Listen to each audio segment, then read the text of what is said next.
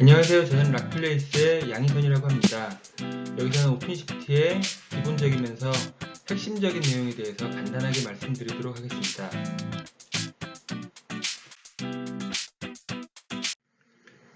오픈시프트는 컨테이너 형태의 어플리케이션을 운영하기 위한 플랫폼입니다. 그래서 그 기본이 되는 컨테이너에 대한 내용, 그리고 쿠버네티스, 오픈시프트 관련 내용으로 준비를 했습니다. 먼저 컨테이너. 컨테이너는 OS에서 사용할 수 있는 가상화 방법 중에 하나입니다. 가상화하면 VM을 많이 썼었는데 컨테이너는 불필요한 부분은 제외하고 어플리케이션 프로세스만 집중해서 가상화하기 때문에 좀 더 가볍고 적은 리소스만 사용해서 가상화를 할 수 있습니다.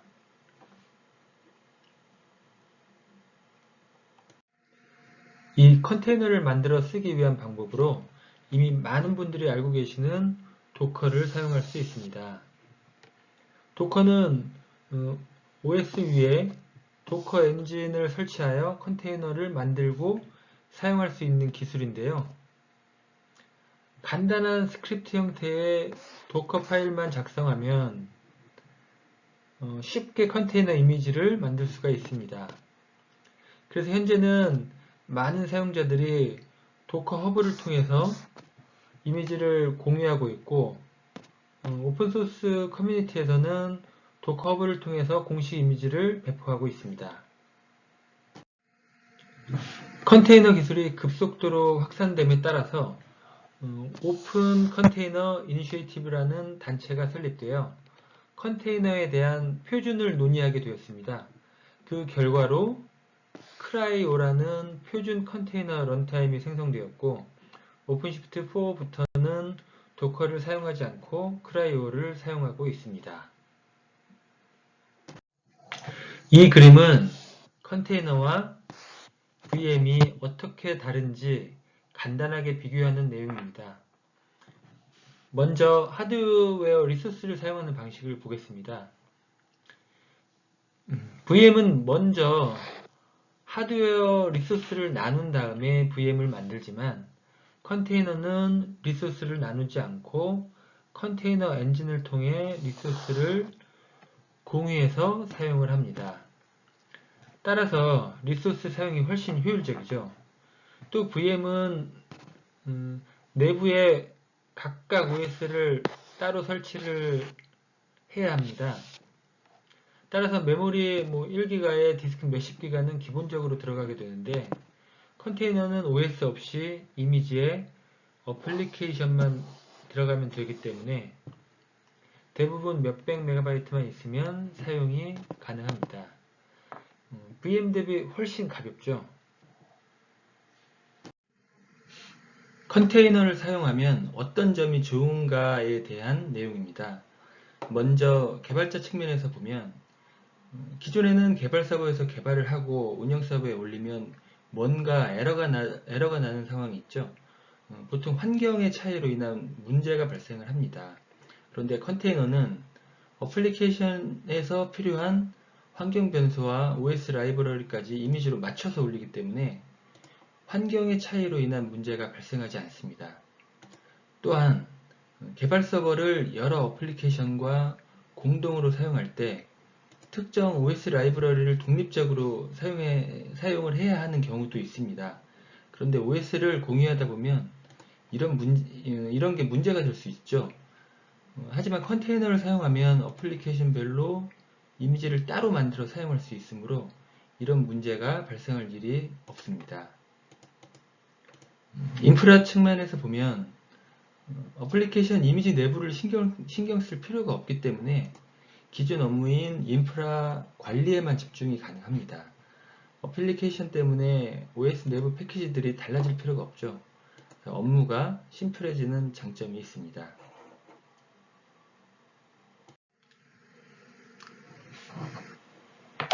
컨테이너를 사용하는 것 자체만으로도 많은 장점이 있고 운영의 효율성도 좋을 것입니다. 근데 이 컨테이너를 운영하는 호스트 노드가 엄청나게 많아지면 이것도 관리하기가 어려워지겠죠. 그래서 여러 노드에서 자동으로 컨테이너를 관리해주는 플랫폼이 생겼는데 이게 바로 쿠버네티스죠. 쿠버네티스는 대규모의 호스트 노드에서 컨테이너로 만들어진 어플리케이션을 쉽게 배포할 수 있게 도와줍니다. 명령어를 이용하여 A 이미지를 사용해서 컨테이너 10개를 배포해 라고 하면 이미지를 받아서 가용한 노드를 찾아서 자동으로 10개를 배포합니다. 사람이 일일이 10번 작업할 필요가 없는 거죠. 개수를 조정하는 것도 명령어로 쉽게 가능합니다. 또한 컨테이너 어플리케이션에 일시적으로 문제가 생기면 문제가 되는 컨테이너를 지우고 재배포하는 것도 자동으로 진행됩니다. 대량의 어플리케이션을 운영할 때는 아주 필요한 기능이죠. 얼마 전까지만 해도 쿠버네티스는 여러 개의 컨테이너 오케스트레이션 도구 중에 하나였습니다. 하지만 지금은 쿠버네티스가 엄청나게 많이 사용되면서 거의 쿠버네티스가 대세가 되고 있습니다. 그럼 오픈시프트는 뭐냐?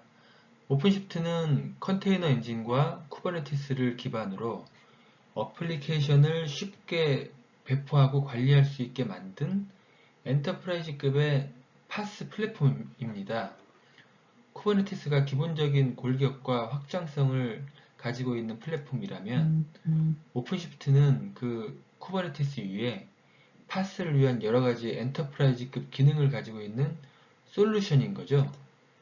예를 들면 관리를 위한 웹콘솔, 프로메테우스 그라파나 언론 매니저를 이용한 모니터링, 인증 및 보안 관련 기능들, 그리고 어플리케이션을 쉽게 만들 수 있는 서비스 카탈로그와 데브옵스 툴들을 포함하고 있습니다.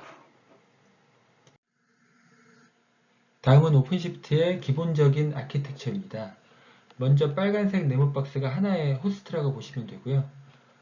가운데 있는 마스터 노드는 전체 노드를 관리하는 역할을 하고요. 그 오른쪽에 각각의 노드는 실제 어플리케이션 컨테이너가 실행이 됩니다. 이런 노드를 워커 노드라고 합니다.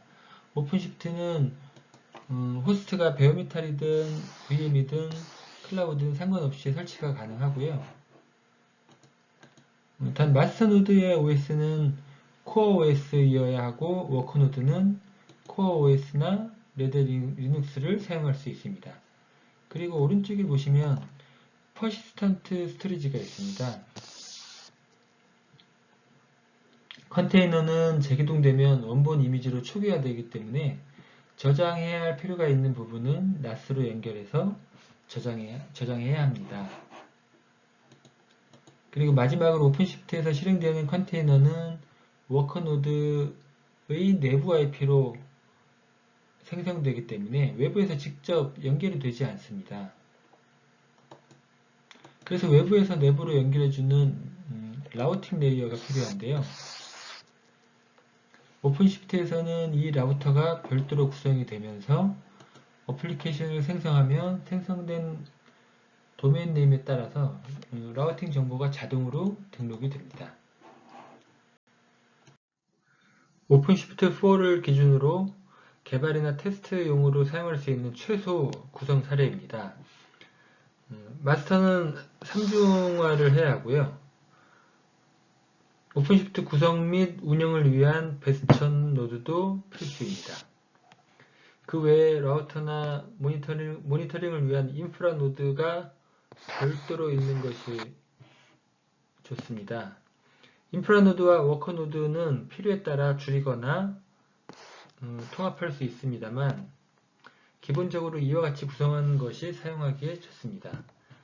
L4 같은 경우는 HA 프록시로 대체할 수 있습니다.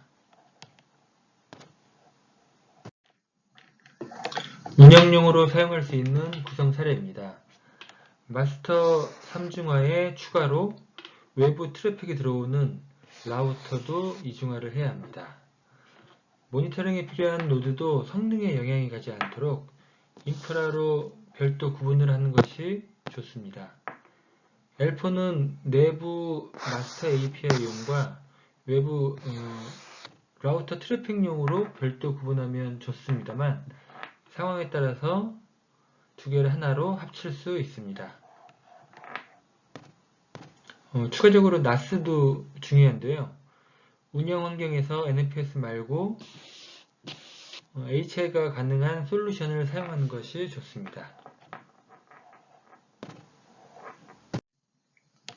다음은 오픈시프트의 활용에 대한 내용입니다. 지금까지는 오픈시프트의 아키텍처에 대한 내용을 말씀드렸고, 여기서부터는 오픈시프트를 어떻게 활용하는지에 대해서 말씀드리겠습니다. 오픈시프트는 파스 솔루션입니다. IaaS가 OS까지 만들어서 서비스를 해준다면 파스는 어플리케이션이 실행되는 플랫폼까지 만들어서 서비스를 해줍니다. 그런데 오픈시프트는 그 플랫폼을 컨테이너 이미지 형태로 만들어서 서비스를 해주는 거죠. 그래서 이 컨테이너 이미지를 만들 때 깃에 들어있는 어플리케이션을 합쳐서 만드는 빌드 기능을 제공해 줍니다. 오픈시프트는 어플리케이션 실행을 위한 플랫폼을 이미지 형태로 제공해 준다고 했습니다. 그래서 이 이미지를 자세히 볼 필요가 있는데요. 이미지 내부를 보면 이런 식으로 구성이 됩니다. 이미지가 톰캣이라고 하면 제일 밑에 시스템 라이브러리, 그리고 그 위에 JRE, 톰캣 바이너리, 그리고 마지막으로 어플리케이션 파일로 구성이 되고, 이 이미지를 컨테이너로 실행하는 구조입니다. 그런데 문제는 이 어플리케이션이 계속 바뀐다는 거죠. 그래서 오픈시프트에서는 이미지를 이런 식으로 만들고 있습니다. 먼저 계속 바뀌는 부분과 바뀌지 않는 부분을 나누어서 바뀌지 않는 부분은 베이스 이미지로 만들어 놓고 바뀌는 부분만 깃에다가 저장해 놓고 배포 시점에 합쳐서 합쳐진 이미지를 배포하는 것입니다. 이렇게 깃의 어플리케이션을 이미지에 합치는 것을 오픈시프트에서는 S2I 이미지 빌드라고 합니다. 이렇게 S2I 빌드 방식으로 어플리케이션을 생성하려면 사용하려는 베이스 이미지와 깃 주소를 입력해야 하는데, 이런 것들을 이미 정의하여 템플릿으로 만들어 놓은 것을 카탈로그라고 합니다. 그래서 오픈시프트에서는 화면과 같이 카탈로그를 선택하고 깃 주소를 입력하면 어플리케이션을 쉽게 생성할 수가 있습니다. 컨테이너는 OS 레벨의 가상화라서 컨테이너 엔진은 자기 OS 내부에 있는 컨테이너만 관리할 수 있습니다. 따라서 오픈시프트처럼 여러 호스트에 걸쳐 있는 컨테이너를 한꺼번에 관리하려면 컨테이너 말고 별도의 개념이 필요한데, 그게 바로 파드입니다. 파드는 컨테이너를 포함하는 구조로 되어 있고 IP도 컨테이너가 아닌 파드에 부여됩니다. 그래서 오픈시프트에서는 전체 호스트에 걸쳐서 유일한 IP를 파드에 부여하고 관리할 수 있는 거죠. 파드의 IP는 파드 생성 시점에 결정됩니다. 파드는 기본적으로 확장이 가능하므로 특정 IP를 고정해서 사용할 수 없습니다. 이것이 파드의 가장 큰 특징이죠.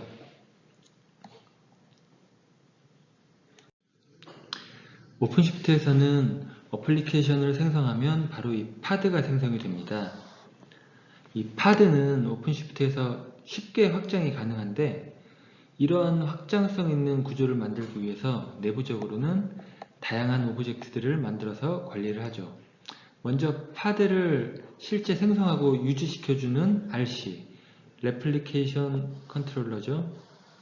그리고 몇 개의 파드를 만들고 어떻게 배포할지를 담고 있는 DC, 디플로이먼트 컴피그죠. 그리고 이미지 빌드를 어떻게 할지를 담고 있는 BC 빌드 컴피그, 그리고 파드는 스케일 아웃이 가능하죠. 그래서 그 앞단에는 로드 밸런싱을 위한 클러스터 IP가 필요합니다.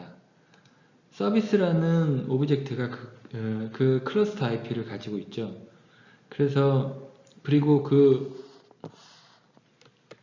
앞에는 외부의 트래픽을 파드로 연결해주는 라우트가 존재합니다. 라우트는 어플리케이션의 도메인 이름에 대한 내부 서비스 매핑 정보를 알기 때문에 외부에서 들어오는 트래픽을 내부 파드로 연결하는 역할을 담당하고 있습니다.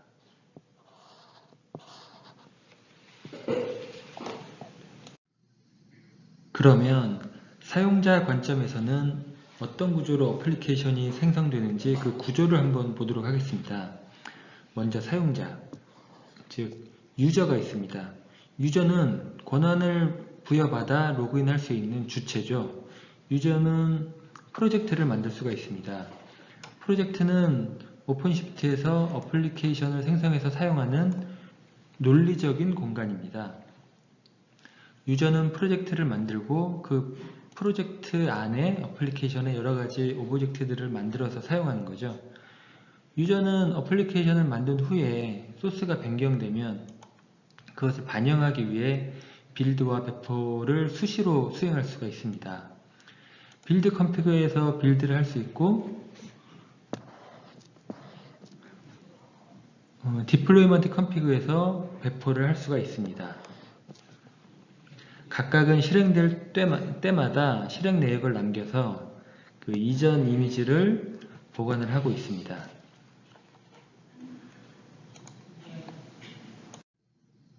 오픈시프트에서 핵심적인 기능인 이 빌드와 배포가 어떻게 수행되는지 조금 더 자세히 보도록 하겠습니다. 개발자가 소스를 업데이트한 후 빌드를 실행하면 기본적으로 빌드와 노드 배포까지는 자동으로 진행이 됩니다. 먼저 개발자가 소스를 git에 푸시를 합니다.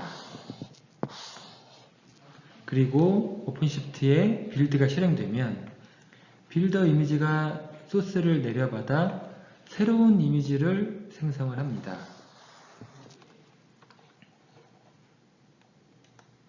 그리고 이 새로운 이미지를 노드에 배포하여 컨테이너로 실행을 하는 거죠. 이렇게 새로운 어플리케이션을 배포하기 위해 소스를 이미지에 넣어 실행 가능한 어플리케이션 이미지로 만드는 과정을 S2I 빌드라고 합니다.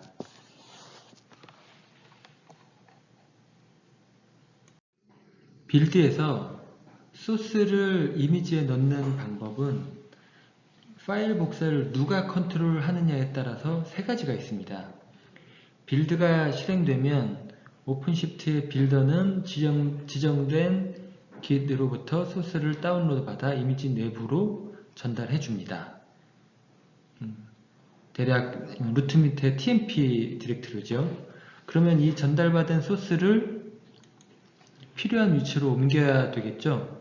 예를 들어 톰캣이면은 웹 apps 아래로, 그리고 아파치면은 뭐 다큐멘트 루트 아래로 필요한 파일들을 옮겨야 할 테니까요. 이 파일을 옮기는 역할을 S2I 빌드 방식은 이미지 내부에 있는 쉘 스크립트에 의해 진행이 되고요. 도커 빌드 방식은 git의 도커 파일, 그 다음에 파이프라인 빌드는 git에 있는 젠킨스 파일에 의해 정의된 형태로 소스가 이미지 내부로 복사가 됩니다. 주요 특징으로는 S2I 빌드는 이미지 안에 스크립트를 만들어서 넣어야 하므로 주로 레드햇 이미지에만 가능합니다. 대신 이러한 이미 여러가지 경우의 수를 감안하여 잘 만들어 놨으므로 사용하기에는 아주 편합니다. 그리고 도커 빌드 같은 경우는 사용자가 직접 도커 파일을 만들어서 사용하는 방식이기 때문에 유연성이 좋죠. 사용자가 마음대로 할 수가 있으니까요. 그 다음에 파이프라인 빌드는 젠킨스를 이용하므로 이미지 빌드 외에 추가적인 테스트나 작업을 하기에 아주 좋습니다. 젠킨스의 파이프라인 스크립트를 오픈시프트에서 수행한 것으로 생각하면 됩니다. 빌드가 성공적으로 완료되면 배포는 자동으로 진행이 됩니다. 오픈시프트에서는 디플로이먼트 컨피그에서 미리 정의된 내용대로 배포를 진행하고 배포된 파드가 잘 실행되고 있는지 주기적으로 헬스 체크를 합니다. 만약 일시적인 문제가 생겨서 응답이 없으면 문제가 되는 파드를 제거하고 새로운 파드를 생성해서 서비스를 지속해 나갑니다. 이게 바로 오토 힐링이죠. 어플리케이션이 업데이트 되면 새로 빌드를 하고 배포를 하게 됩니다. 오픈시프트에서는 새로 배포되는 이미지에 대한 히스토리를 그대로 가지고 있습니다. 그래서 만약 새로 배포된 어플리케이션에 문제가 있으면 이미지를 통째로 바꾸는 방식으로 롤백을 할 수가 있습니다. 그래서 롤백을 아주 쉽고 빠르게 할 수가 있는 거죠. 다음은 오토 스케일링입니다. 오픈시프트의 주요 기능이죠. CPU 사용률에 따라 파드의 개수를 확장 또는 감소시킬 수가 있습니다. 컨테이너별로 사용 가능한 용량을 미리 정해놓고 특정 기준치 이상으로 사용률이 높아지면 파드를 더 만들고 사용률이 낮아지면 파드를 줄이는 방법이죠. 위의 설정을 보면 컨테이너별로 1코어를 사용하도록 할당해 놓고 사용률이 70%를 넘으면 파드를 1에서 최대 4개까지 확장하도록 되어 있습니다. 주로 사용 후 반환이 잘 되는 CPU를 기준으로 사용을 하고요. 메모리처럼 와스에서 사용 후 반환이 잘 되지 않는 리소스는 사용해도 별 의미가 없죠. 보통 이미지를 사용하려면 이미지 주소와 이름을 알고 있어야 하죠. 그런데 오픈시프트에서는 이미지를 사용하기 쉽도록 카탈로그 형태로 제공하고 있습니다. 그래서 사용자는 디벨로퍼 콘솔에서 사용하고자 하는 이미지 카탈로그를 선택하면 미리 정의된 템플릿으로 쉽게 컨테이너를 생성할 수 있습니다. 오픈시프트에서 사용할 수 있는 이미지는 아주 다양한 종류가 있는데요. 크게는 제한 없이 자유롭게 쓸 수 있는 이미지, 그 다음에 서브스크립션이 필요한 이미지, 상용 벤더에서 제공받아야 하는 이미지 등이 있습니다. 아파치나 톰캣, 오픈JDK, 노드.js 같은 이미지는 일반 오픈소스와 같이 자유롭게 사용이 가능합니다. 하지만 JBoss, Fuse, 3Scale 등 이런 이미지는 오픈소스이긴 하지만 사용하려면 별도의 서브스크립션이 필요합니다. 그 외에 상용 벤더의 이미지는 해당 벤더로부터 이미지를 제공받아야 합니다. 웹로직이나 웹스피어 이런 것들이겠죠. 오픈시프트에서는 깃서버와 함께 S2I 빌드, 도커 빌드 등을 통해서 소스 빌드 및 배포와 같은 간단한 형태의 CI/CD를 구성할 수 있습니다. 그리고 젠킨스를 추가 구성하면 젠킨스의 파이프라인 스크립트를 사용할 수 있으므로 소스 빌드 뿐만 아니라 여러가지 테스트와 코드 검사 등 다양한 내용을 추가할 수 있습니다. 오픈시프트에서 일반적으로 많이 사용하는 어플리케이션 아키텍처 구조입니다. 파드가 기존의 VM이라고 생각하면 되고요. 앞단의 로드 밸런싱은 자동으로 구성되므로 이를 위한 웹서버는 필요하지 않습니다. 이중화를 위해 톰캣 파드를 2개 띄우고 DB는 오픈시프트에 올리지 않고 기존 방식대로 사용을 합니다. DB를 기존 방식대로 사용하는 이유는 DB는 데이터가 중요하므로 사라지지 않도록 퍼시스턴트 볼륨을 붙여서 사용해야 되는데, 네트워크로 볼륨을 붙이면 기존 방식보다 속도가 떨어지므로 성능이 크리티컬한 경우는 잘 사용하지 않습니다.